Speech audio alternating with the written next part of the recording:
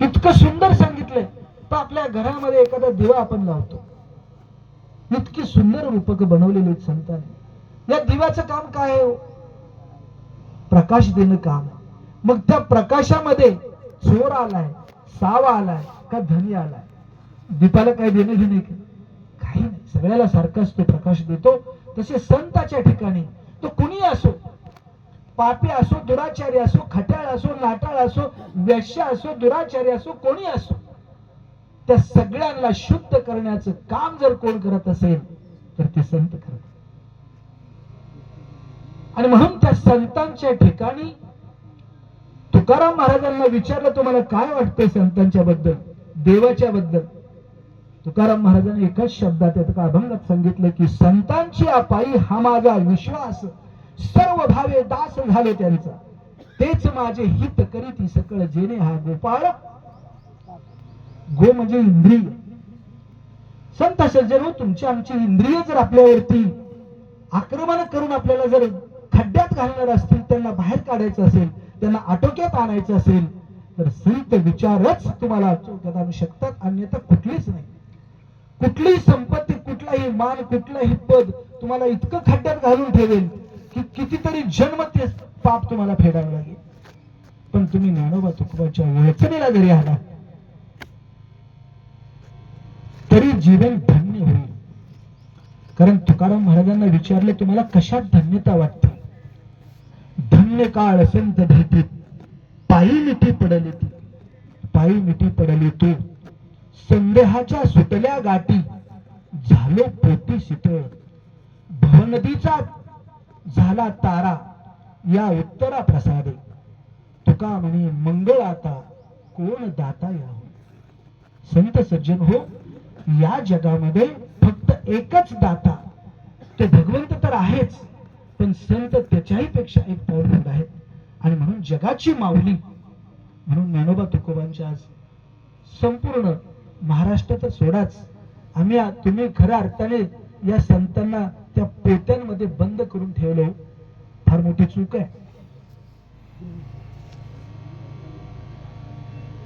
आणि म्हणून हा संप्रदाय जगभरामध्ये पोचण्याची खऱ्या अर्थाने गरज आहे, आणि तोच तारू शकतो अशा प्रकारचा संप्रदाय. आणि त्या ज्ञानोबा तुकोबांचा जो ग्रंथ आहे, त्या ग्रंथाची आपण एक ओवी 9व्या अध्यायातली घेतली. ती ओवी आपल्याला असं सांगते, 288 ची ओवी आहे. तुम्ही केव्हाही जाऊन बघू शकता, पाहू शकता.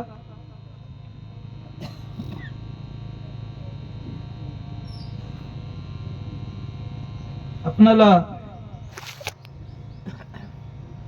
या ज्ञानेश्वर महाराजांनी मानव जन्माला आल्यानंतर, बाबा रे काय केल्यानंतर तुझं हित होईल, हे एका ओवीच्या आपल्याला आधारे सांगितलेलं आहे. जसं म्हणतायत की जो मज होय अनन्य शरण, त्याचे निवारी जन्म मरण, या लागी शरणागत शरण्य मीची. मीची प्रत्येक शब्द जर आपण पाहिला, थोडस आता आपण ओळीकडे जाऊया. जो मज होय अनन्य, अनन्य या शब्दाचा अर्थ आम्ही अगदी 33 कोटी देव करून ठेवलेले आहेत. अनेक प्रकारच्या, प्रत्येकाच्या मनातला देव वेगळा आहे, काही असो. पण जो सागर समुद्र असतो तो समुद्रच असतो, ओढे नाले ओघळ अनेक सगळे काही गोष्टी. पण त्या जर गंगेला मिळाल्या तर गंगासागर एक होऊन जो काय वेगळा आनंद, म्हणजे गंगा गंगाच राहत नाही, तशा प्रकारे तुमचं आमचं जीवन या सागराला जाऊन मिळण्यासाठी तुकाराम महाराजांचे काय अभंग आहे. विषय विसर पडला निशेष, अंगी ब्रह्मरस ठसावला, माझी मज झाली अनावर वाचा, छंद या नामाचा घेतलाशी, लाभाची या सुसे पुढे चाले म्हणा, धनाचा कुबेरा लोभ जैसा, तुका म्हणे गंगा सागर संगमी, आवग्या झाल्या उर्मी एकमय. जर सगळ्या उर्मी आपणाला एकरूप करायचे असतील तर गंगेला जाऊन हे सगळे ओढे नाले सागर मिळाल्यानंतर समुद्र रूप होतात. त्या पद्धतीने किंवा तद्वत जो मानव देह मिळालेला आहे तो भगवंतापर्यंत नेऊन पोहोचवायचा असेल कारण तुम्ही आम्ही भगवंत कोण असा विचार करतो. तो बघण्याची गोष्ट आहे का महाराज? दिसण्याची गोष्ट आहे का? तुम्हाला कोणी थोतांड सांगेल की मी तुम्हाला देव दाखवतो, खोट आहे ते. देव ही जाणण्याची गोष्ट आहे. ती प्रत्येकाला अनुभूती येऊ शकते हे आमचे संत आम्हाला सांगतात. आणि त्याच्यावरती जर तुमचा दृढ विश्वास असेल तर या देहामध्येच तुम्हाला भगवत प्राप्ती होऊ शकते. ज्या महाराष्ट्रामध्ये, ज्या भारतामध्ये भूदान चळवळ ज्यांनी केली, काय महाराज नाव त्यांचं? विनोबाबा. यांचे 5 सिद्धांत त्यांनी सांगितले होते. निरपेक्ष नैतिक मूल्यांवर श्रद्धा हे पहिलं तत्व त्यांचं. प्राणी मात्राबद्दल प्रेम आणि पवित्रता हे दुसरं. तिसरं निसर्गात व्यवस्था आहे. तुम्ही ऐकताय ना सगळे? नक्की ऐकताय का? असू द्या, दुःखद प्रसंग असला तरी ह्या दुःखातून बाहेर कुटुंबांना आणि तुम्हा आम्हाला सर्वांना यायचंय. या निसर्गामध्ये व्यवस्था आहे. काय व्यवस्था आहे? सगळीच व्यवस्था. राजाचा रंक, रंकाचा राग, मानवाचा देव आणि मानवाचा दानव, काही होण्याची क्षमता.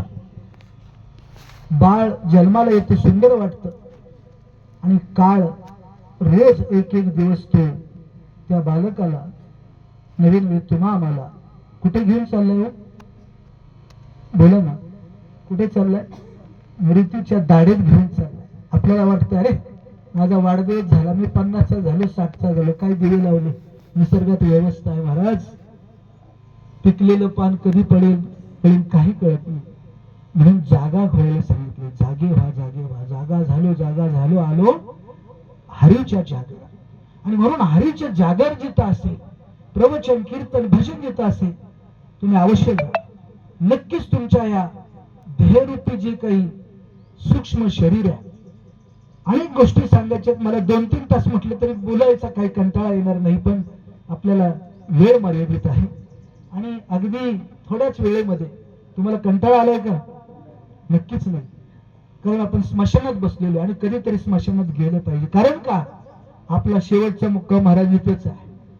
तुमचं 10 कोटीचं का 1000 कोटीचं घर असू द्या, नाही तर तुमची 50 कोटीची गाडी असू द्या, तुमची शेवट आणि माझा शेवट कुठं असेल? स्मशानभूमी. आणि म्हणून प्रत्येक दिवशी आपण आपला मृत्यू जर आठवला तर नक्कीच तुम्हा आम्हाला मी कोण आहे, कुठून आलो आणि कुठे जायचं ह्या प्रश्नाचा उलगडा होईल महाराज. आणि तो उलगडा करण्यासाठीच मानवदेह मिळालेला आहे.